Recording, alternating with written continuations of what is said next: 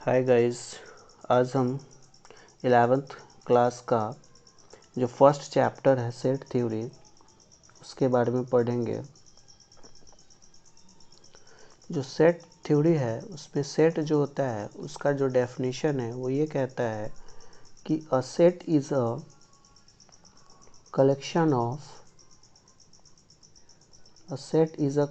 Of well defined objects. जो collection होता है वेल डिफाइंड ऑब्जेक्ट्स का उसको हम लोग क्या बोलते हैं? सेट बोलते हैं। ठीक है, अभी समझने वाली बात है कि collection of well defined objects का मतलब क्या होता है। तो collection of well defined objects का मतलब होता है कि कोई भी collection person to person vary नहीं करना चाहिए। मतलब कि जो कलेक्शन होगा वो हमारे हिसाब से, आपके हिसाब से और किसी और के हिसाब से सब क्या होना चाहिए? सेम होना चाहिए। जैसे एग्जांपल लेते हैं, the reverse of India. India का जो रिवर्स होगा वो हमारे हिसाब से, आपके हिसाब से और किसी और के हिसाब से सब सेम ही होगा। अगर ये कहा जाए the different kinds of triangles, जो ट्राइंगल्स का जो काइंड है वो क्या है?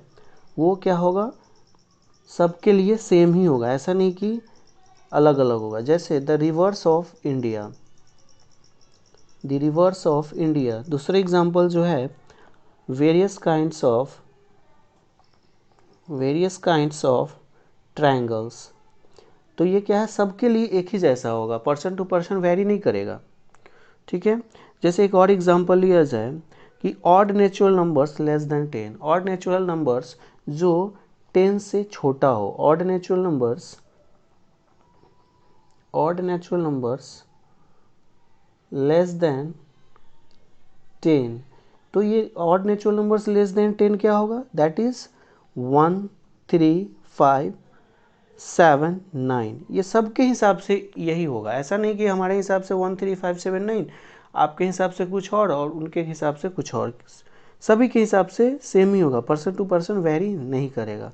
तो इस तरह का जो कलेक्शन होगा उसको हम लोग बोलेंगे well defined collection of objects. अब चलते हैं, बात करते हैं ये जो कलेक्शन है इसको हम लोग क्या बोलेंगे? Well defined collection. क्या बोलेंगे? वेल डिफाइंड कलेक्शन बोलेंगे। तो वेल डिफाइंड कलेक्शन का मतलब क्या होता है? पर्सन टू पर्सन वेरी नहीं करना चाहिए। Do not vary. Person to person क्या हो? डू नॉट वेरी, मतलब वेरी नहीं करना चाहिए। ठीक है, चलिए अब बात करते हैं सेट का। तो सेट का डेफिनेशन हमें समझ में आ गया होगा। सेट क्या किसको कहते हैं? जो वेल डिफाइंड कलेक्शन होता है ऑब्जेक्ट्स का उसको हम लोग क्या बोलते हैं? सेट। जैसे एग्जाम्पल पे के तौर पे एन को हम लोग क्या बोलते हैं? एन को हम लोग बोलते हैं the set of all natural numbers. The set of all natural numbers. जो सेट ऑल नेचुरल नंबर्स का जो सेट होता है उसको कैपिटल एन से रिप्रेजेंट करते हैं। और डब्लू को हम लोग क्या बोलते हैं? A set of all whole numbers. जो होल नंबर्स का जो सेट होता है उसको डब्लू से रिप्रेजेंट करते हैं। उसी तरह आई और जेड को हम लोग बोलते हैं a set of integers. Q को हम लोग बोलते हैं a set of rational numbers. R को हम लोग बोलते हैं a set of real numbers. यहाँ सब में हम लिख रहे हैं कि a set of integers, a set of rational numbers, a set of real numbers. मतलब क्या है? रियल नंबर्स का कलेक्शन होना चाहिए। रियल नंबर्स का सारा कलेक्शन वो क्या कहलाएगा? सेट कहलाएगा। क्या कहलाएगा? सेट कहलाएगा। ठीक है, the set of all natural numbers. जो नेचुरल नंबर्स का सेट होगा उसको क्या बोलेंगे? एन बोलेंगे। जैसे 1, 2, 3, 4, 5, 6, 7, 8, 9, 10, 11, 12, 13, 14 एट्सेट्रा, ये सब क्या होगा? सेट होगा नेचुरल नंबर्स का, मीन्स कलेक्शन होगा नेचुरल नंबर्स का। अब बात करते हैं सेट को कैसे रिप्रेजेंट करते हैं, कैसे लिखते हैं हम लोग। सेट को लिखते हैं हम लोग ब्रैसेस के अंदर लिखते हैं। जैसे अगर हमें बोला जाए the set of all natural numbers तो क्या लिखेंगे? ब्रेसेस के अंदर 1 2 3 4 5 6 डॉट डॉट डॉट। इसका मतलब क्या हो गया कि बहुत सारा नेचुरल नंबर्स है, उसको हम लोग लिख नहीं सकते हैं, तो इसको हम लोग क्या बोलेंगे, a set of natural numbers. यहाँ पे क्या लिखेंगे, n equals to set of 1 2 3 4 5। अब यहाँ पे क्या किया हमने, जो नेचुरल नंबर्स लिखा है उसको क्या किया, ब्रेसेस के अंदर बंद किया है और उसको कॉमा से सेपरेट किया है। तो ये क्या रिप्रेजेंट कर रहा है कि the set of all natural numbers, ठीक है। और ये क्या इंडिकेट कर रहा है, the set of all natural numbers. तो कहीं भी अगर हमें ऐसा मिल जाता है n लिखा हुआ, w लिखा हुआ, i लिखा हुआ, z लिखा हुआ या फिर r लिखा हुआ, तो हमें क्या समझना है, ये सेट ऑफ नेचुरल नंबर्स की बात कर रहा है, ये w set of whole numbers की बात कर रहा है, i और z सेट ऑफ इंटीजर्स की बात कर रहा है, r set of real numbers की बात कर रहा है। अब चलिए बात करते हैं, जैसे हमने लिखा यहाँ पे n और क्या लिखा, 1 2 3 4 5 6 ऐसा लिखा है। जैसे दूसरा एक सेट लेते हैं, एक सेट ए लिया हमने जिसमें लिखा ब्रेसेस के अंदर 1 2 3 और 4। एक दूसरा सेट लिया बी, उसमें लिखा ए बी सी। तो कहने का मतलब क्या है, एक सेट ए हो गया, एक सेट बी हो गया, इसको हम लोग बोलेंगे सेट ए, इसको हम लोग बोलेंगे सेट बी। अब ये क्या हो गया, ब्रेसेस है, ये क्या है, ब्रेसेस, ब्रेसेस, ये ब्रेसेस हो गया और सेट को ब्रेसेस के अंदर हम लोग लिखते हैं। ये जो ए बी सी 1 2 3 4 जो लिखा हुआ है, इसको हम लोग बोलते हैं एलिमेंट्स बोलते हैं। क्या बोलते हैं, ये एलिमेंट्स, ये सारे के सारे एलिमेंट्स होंगे, या फिर इसी को हम लोग मेंबर्स भी बोलते हैं, या फिर इसी को हम लोग ऑब्जेक्ट्स भी बोलते हैं। क्या बोलते हैं, एलिमेंट्स बोलते हैं, मेंबर्स बोलते हैं और ऑब्जेक्ट्स बोलते हैं। अगर आपसे पूछा जाए जो बी का एलिमेंट बताइए, बी के सारे एलिमेंट्स का नाम बताइए, तो क्या होगा, ए बी सी। ए के सारे एलिमेंट्स का नाम बताइए तो 1 2 3 4। अगर पूछा जाए ए के सारे मेंबर्स का नाम तो वही होगा, बी के सारे मेंबर्स का नाम तो ए बी सी होगा। मतलब कहने का मतलब एलिमेंट्स कहे या मेंबर्स कहे या ऑब्जेक्ट्स कहे, सब एक ही हैं, सारे के सारे एक ही हैं, कुछ भी बोल सकते हैं।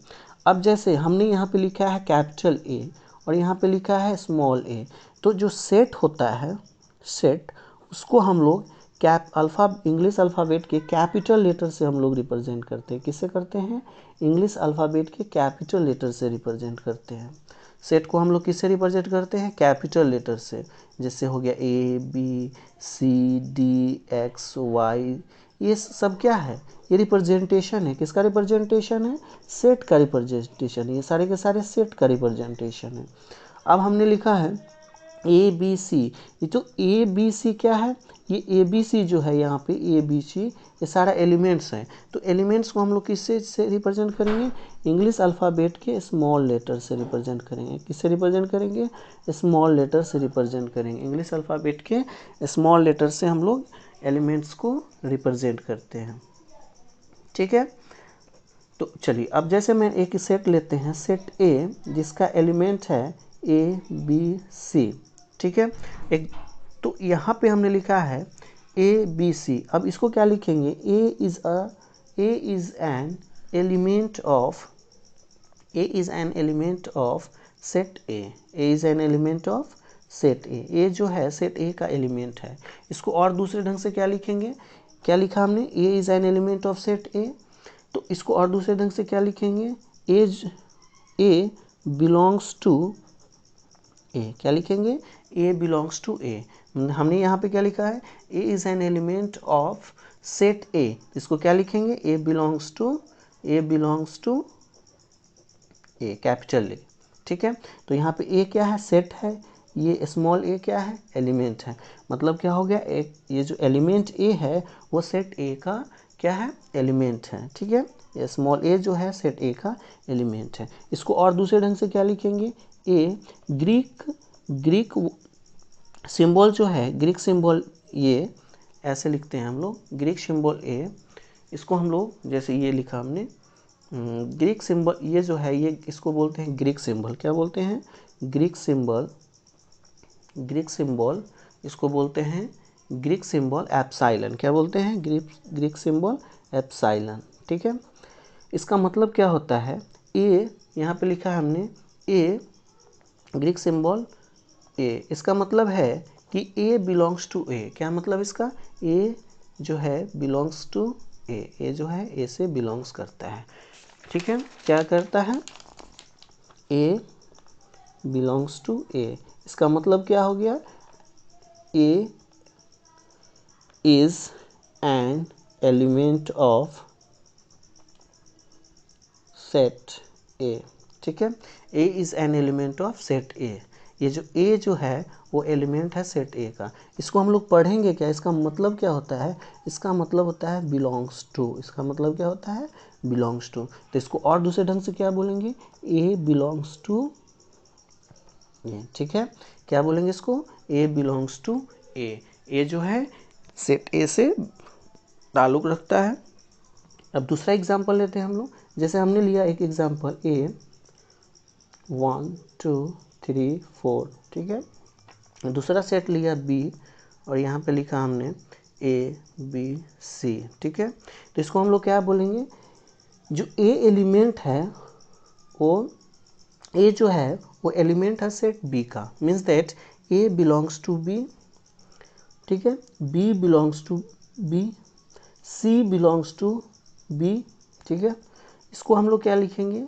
1 belongs to A, 2 belongs to A, 3 belongs to A, 4 belongs to A. मतलब ये सारे जो 1 जो एलिमेंट है सेट ए का एलिमेंट है, 2 जो है सेट ए का एलिमेंट है, 3 जो है सेट ए का एलिमेंट है, 4 जो है सेट ए का एलिमेंट है। उसी तरह ए जो है सेट बी का एलिमेंट है, बी जो है सेट बी का एलिमेंट है, सी जो है सेट बी का एलिमेंट है। ठीक है, इस तरह से हम लोग क्या करते हैं? सेट को समझते हैं, सेट को लिखते हैं और सेट का मतलब जानते हैं कि सेट को हम लोग कैसे समझेंगे। कोई भी एलिमेंट है किसी सेट का तो उसको हम लोग कैसे लिखेंगे और किस तरह से उसको रिप्रेजेंट करेंगे। ठीक है, अब दूसरा है क्या है? अब आगे थोड़ा हम लोग चलते हैं कि ये जो सेट है, सेट को हम लोग दो तरह से रिप्रेजेंट करते हैं। सेट को हम लोग कितनी तरह से रिप्रेजेंट करते हैं? 2 तरह से। There are two methods of representing a set. Set को रिप्रेजेंट करने का 2 मेथड है। जो पहला मेथड है वो है रोस्टर और टेबुलर फॉर्म। क्या है? रोस्टर और टेबुलर फॉर्म। ये रोस्टर फॉर्म क्या है? इस रोस्टर फॉर्म का मतलब क्या होता है? इस रोस्टर फॉर्म में हम लोग क्या करेंगे? जो इस रोस्टर फॉर्म में जो एलिमेंट्स होता है वो ब्रैसेस के अंदर लिखा होता है। क्या होता है? एलिमेंट्स जो है ब्रैसेस के अंदर लिखा होता है। ठीक है, और जो एलिमेंट्स जो होता है वो कॉमा से सेपरेट होता है। जैसे हमने लिखा 2, 4, 6। तो यहाँ पे क्या है? 2, 4, 6 जो है ये कॉमा से सेपरेट है और ये ब्रैसेस के अंदर लिखा हुआ है। तो ये जो है वो किस फॉर्म में लिखा हुआ है? ये जो है it is in roster form. It is in roster form. ये कौन से फॉर्म में है? रोस्टर फॉर्म में लिखा हुआ है। ठीक है, एग्जाम्पल लेते हैं। The set of all natural numbers which divide 42 is the set of all natural numbers which divide 42। मतलब ऐसा नेचुरल नंबर्स का सेट जो 42 को डिवाइड करता हो वो क्या होगा? इसको ब्रैसेस के अंदर लिखेंगे 1 2 3 6 7 14 21 और 42 और ब्रैसेस इस तरह से ब्रैसेस का मुंह बंद कर देंगे। ठीक है, तो ये क्या हुआ? ये किस फॉर्म में है? तो ये रोस्टर फॉर्म में है। किस फॉर्म में है? रोस्टर फॉर्म में। ठीक है, इसमें जो है इसमें सबसे बड़ी ध्यान देने वाली बात ये है कि जो एलिमेंट्स होते हैं, एलिमेंट्स जो होता है, the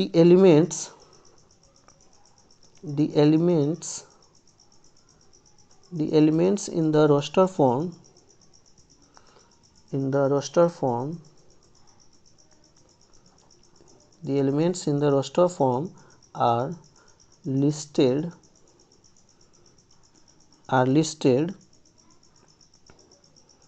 not in any order।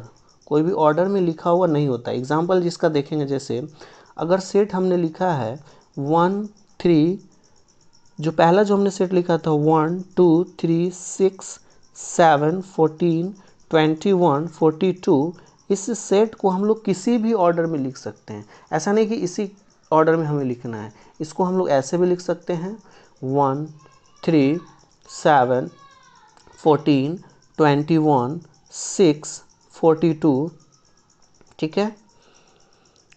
इस तरह से भी हम लोग लिख सकते हैं, और 2, ठीक है। सेट को बंद कर देंगे, ठीक है, ब्रैसेस को बंद कर देंगे, ठीक है। इस तरह से हम लोग क्या करते हैं, रोस्टर फॉर्म में सेट को लिखते हैं, ठीक है। ओके, अब क्या है, जैसे अगर हमें और लिखना होगा, एक और एग्जांपल लेते हैं और उससे समझते हैं। The set of letters, the set of letters, the set of letters forming the word school, ठीक है। जो हमने यहाँ पे एक स्कूल, जो हमने यहाँ पे वर्ड जो स्कूल है, इसके लेटर्स का हमें क्या करना है, सेट बनाना है। तो इसके लेटर्स का जो सेट बनाएंगे वो हम लोग कैसे बनाएंगे, ऐसे, और लिखेंगे SCHOL, ठीक है, इस तरह से लिखेंगे। ये क्या कहता है, इसका मतलब क्या, हमारे यहाँ पे SCHOOL था, हमने यहाँ पे एक ही ओ लिखा है। इसका मतलब क्या है कि जो रोस्टर फॉर्म जो होता है, रोस्टर फॉर्म में एलिमेंट्स जो है वो रिपीट नहीं करता है, ठीक है। क्या होता है, एलिमेंट्स रिपीट नहीं करता है, ठीक है।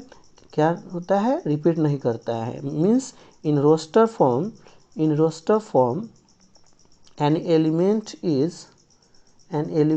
is not generally repeated, ठीक है। रोस्टर फॉर्म में क्या होता है, एलिमेंट जो होता है वो रिपीट नहीं होता है, ठीक है। और इसको किसी भी ऑर्डर में लिख सकते हैं, ऐसा नहीं कि एलिमेंट्स को किसी भी ऑर्डर में लिख सकते हैं रोस्टर फॉर्म में, ठीक है। लेकिन इसका जो लेटर जो होता है, जो एलिमेंट जो होगा वो रिपीट नहीं करेगा, ठीक है। अब हम लोग देखते हैं सेट बिल्डर फॉर्म, ठीक है। अब हम लोग देखेंगे सेट बिल्डर फॉर्म। तो सेट बिल्डर फॉर्म जो होता है उसको हम लोग ऐसे लिखते हैं, जैसे अगर हमें लिखना है, भी braces x is a vowel in English alphabet, ठीक है, इस तरह से हम लोग लिखेंगे। तो इसका मतलब क्या हुआ, हमने यहाँ पे एलिमेंट्स को नहीं लिखा है, यहाँ पे एलिमेंट्स को हमने नहीं लिखा, यहाँ पे एलिमेंट्स के, यहाँ पे क्या किया हमने, एलिमेंट्स के कैरेक्टर को लिखा है, कैरेक्टरिस्टिक्स को लिखा है। यहाँ पे क्या किया है, एलिमेंट्स के कैरेक्टरिस्टिक प्रॉपर्टी को लिखा है। ये क्या है, कैरेक्टरिस्टिक प्रॉपर्टी को लिखा है हमने, ये एलिमेंट्स के कैरेक्टरिस्टिक प्रॉपर्टी को लिखा है। जैसे x है तो x का कैरेक्टरिस्टिक प्रॉपर्टी क्या होगा उसको लिखा है हमने। तो ये क्या कह रहा है कि जो भी जो है एक सेट है, जिसका एलिमेंट x है, और ये एलिमेंट x जो है वो क्या होगा, वॉवेल होगा इंग्लिश अल्फ़ाबेट का, ठीक है। तो इसको अगर लिखना होगा अगर रोस्टर फॉर्म में, तो इसको क्या लिखेंगे, V, और इंग्लिश अल्फ़ाबेट का वॉवेल क्या होता है, A-E-I-O-U। इसी को हम लोगों ने क्या किया था, इसे लिखा VX such that X is a vowel in English alphabet, ठीक है। तो ये हमारा किस फॉर्म में हो गया, सेट बिल्डर फॉर्म में, और ये हमारा किस फॉर्म में हो गया, रोस्टर फॉर्म में हो गया। तो सेट बिल्डर फॉर्म में जो होता है वो क्या करते हैं, एक एलिमेंट लिखा और उस एलिमेंट का जो है कैरेक्टरिस्टिक प्रॉपर्टी को वहाँ पे डिस्क्राइब कर दिया, ठीक है।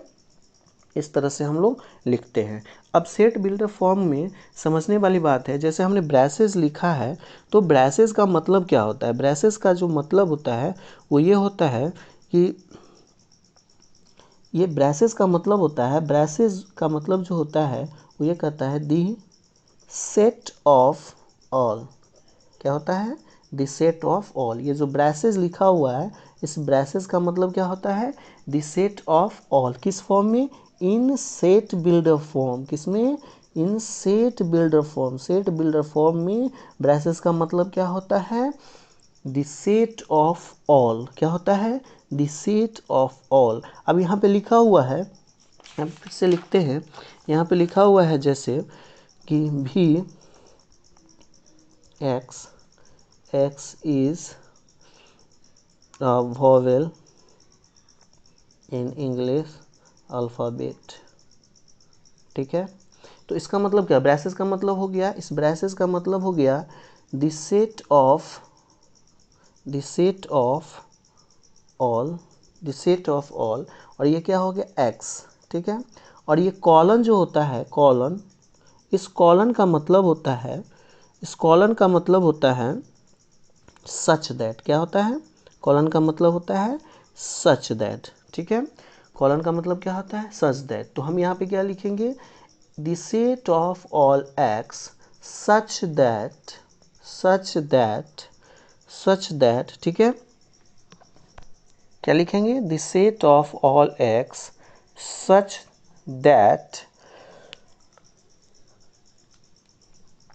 That x is a vowel in English alphabet.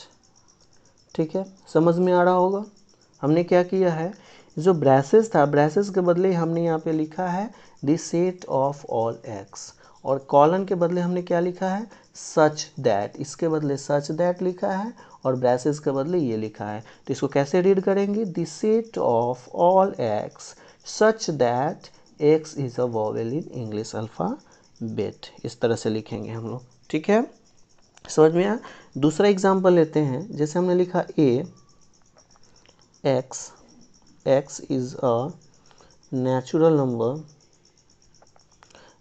Number and 3 less than x less than 10। तो इसको कैसे पढ़ेंगे, the set of all, braces के बदले में हम लोग क्या पढ़ेंगे, द सेट ऑफ ऑल, और इसके बदले क्या लिखेंगे, such that the set of all x such that x is a natural number and x lies between 3 and 10। क्या होगा, x जो है 3 और 10 के बीच में लाई कर रहा है। ठीक है, इस तरह से हम लोग पढ़ें। फिर से एक बार देखें, ये हमने क्या किया है, ब्रैसेस के बदले हमने लिखा है द सेट ऑफ ऑल, और यहाँ पे x था तो x लिखा, कॉलन के बदले सच दैट, और यहाँ पे लिखा है x is a natural number and 3 less than x less than 10। तो हम इसको कैसे पढ़ेंगे, the set of all x such that x is a natural number and x lies between 3 and 10। x किसके बीच लाई कर रहा है, 3 और 10 के बीच लाई कर रहा है। ठीक है, एक और एग्जाम्पल से समझते हैं, जैसे हमने लिखा Z is an odd natural number। ठीक है, Z is an odd natural number। तो इसको कैसे पढ़ेंगे, the set of all Z such that Z is an odd natural number। ठीक है, अब क्या करते हैं कि एक क्वेश्चन लेते हैं, जिसको हमें क्या करना है कि रोस्टर फॉर्म में लिखना है। जैसे अगर क्वेश्चन दिया हो रहेगा तो उसको रोस्टर फॉर्म में लिखना होगा, तो कैसे लिखेंगे। जैसे क्वेश्चन है, write the solution set of the equation x square plus x minus 2 equals to 0 in roster form. इसको क्या करना है, हमें रोस्टर फॉर्म में लिखना है। इस सॉल्यूशन सेट को हमें क्या करना है, रोस्टर फॉर्म में लिखना है। तो हमें रोस्टर फॉर्म में लिखना है, तो इसको क्या करेंगे, इसका सॉल्यूशन, तो ये जो गिवन इक्वेशन है, the given equation can be written as, ये जो दिया हुआ इक्वेशन है उसको हम लोग इस तरह से लिख सकते हैं, x minus 1 into x plus 2 equals to 0। That is x का जो वैल्यू आएगा वो 1 एंड माइनस 2 आएगा। क्या आएगा, 1 एंड माइनस 2 आएगा। ठीक है, तो क्या करना है, therefore the solution set of the given equation can be written in इसको हम रोस्टर फॉर्म में लिख सकते हैं, ऐसे ब्रेसेस देंगे और 1, -2, क्योंकि हमने बताया था रोस्टर फॉर्म में क्या करते हैं, एलिमेंट्स को ब्रेसेस के अंदर देते हैं और कॉमा से उसको सेपरेट करते हैं, कॉमा से उसको क्या करते हैं, सेपरेट, अलग करते हैं। ठीक है, अब एक और क्वेश्चन लेते हैं। जैसे क्वेश्चन है, अब हम क्या करते हैं, जैसे क्वेश्चन है write the set A 1, 4, 9, 16, 25 ... in set builder form. इसको हमें किस में लिखना है, सेट बिल्डर फॉर्म में लिखना है। तो इसको हमें सेट बिल्डर फॉर्म में लिखने के लिए क्या करेंगे, कुछ नहीं, सिंपल है। हम लोग क्या करेंगे, V में इसको हम लोग लिखेंगे, इसको हम ऐसे लिख सकते हैं, इसको हम लोग ऐसे लिख सकते हैं, V में write the set A as, क्या लिखेंगे, A, सेट बिल्डर फॉर्म में लिख रहे हैं। अब क्या करते हैं यहाँ पे, x such that x is the square of. अब यहाँ पे देखिए, यहाँ 1, 4, 9, 16, 25 है, तो ये 1, 4, 9, 16, 25 है, तो ये नंबर्स जो लिखा हुआ है इसको क्या है, 1 का स्क्वायर है, 2 का स्क्वायर है, 1 का स्क्वायर, 2 का स्क्वायर, 3 का स्क्वायर, 4 का स्क्वायर, 5 का स्क्वायर। देखा, एक बार फिर से देखा जाए, 1 का स्क्वायर 1, 2 का स्क्वायर 4, 3 का स्क्वायर 9, 4 का स्क्वायर 16, 5 का स्क्वायर 25। तो अगर इसको हमें सेट बिल्डर फॉर्म में लिखना होगा तो इसको अगर ऐसा लिख दे कि x कोई नंबर है, ठीक है, x कोई नंबर है, इस तरह से कि x जो नंबर है वो क्या है, x का स्क्वायर के फॉर्म में लिखा हुआ है। किस तरह लिखा हुआ है, x के स्क्वायर के फॉर्म में लिखा हुआ है। ठीक है, तो x का स्क्वायर के फॉर्म में होगा। अब चूंकि इसके कलेक्शन को लिखना है, इसके सेट को लिखना है, तो हम क्या लिखेंगे, इस तरह से लिखेंगे, x such that x is the square of, x is the square of, x is the square of a natural number. Natural number का क्या है, स्क्वायर है। ठीक है, x क्या है, नेचुरल नंबर का स्क्वायर है। इसको और दूसरी तरह से कैसे लिख सकते हैं, a x such that x equals to n square where n जो है बिलोंग्स टू n। क्या है, इसको गौर से समझा जाए, इसको ध्यान से समझा जाए। हमने यहाँ पे क्या लिखा है, the set of x such that x is equals to n square. यहाँ पे हमने लिखा है क्या है, x का वैल्यू हमने n स्क्वायर लिया है, तो x का वैल्यू n स्क्वायर। यहाँ पे अगर n का वैल्यू 1 लेंगे तो क्या हो जाएगा, 1 स्क्वायर। x का वैल्यू अगर 2 लेंगे तो क्या हो जाएगा, 2 स्क्वायर। x का वैल्यू 3 लेंगे तो ये क्या हो जाएगा, 3 स्क्वायर। x का वैल्यू 4 लेंगे तो क्या हो जाएगा, 16। x का वैल्यू 5 लेंगे तो क्या हो जाएगा, 5 का स्क्वायर मीन्स 25। यहाँ पे क्या कह रहा है, 1, 2, 3, 4 क्यों लेंगे, क्योंकि n जो है, ये n जो है वो किससे बिलोंग करता है, नेचुरल नंबर से बिलोंग करता है। किससे बिलोंग करता है, नेचुरल नंबर से बिलोंग करता है। इसलिए हम लोग क्या लिखे हैं, n बिलोंग्स टू n। यहाँ जहाँ पे n जो है ये नेचुरल नंबर से बिलोंग करता है। ओके, तो इस तरह से हम लोग क्या करते हैं, सेट बिल्डर फॉर्म में लिखते हैं और रोस्टर फॉर्म में लिखते हैं। तो आज का क्लास इतना ही, और नेक्स्ट क्लास में हम लोग न्यूज़ सेशन के साथ फिर से ज्वाइन करेंगे, सेट थ्योरी को कंटिन्यू रखेंगे। और आई होप कि आपको ये वीडियो पसंद आया होगा, तो पसंद आया होगा तो लाइक, शेयर एंड सब्सक्राइब ज़रूर करें।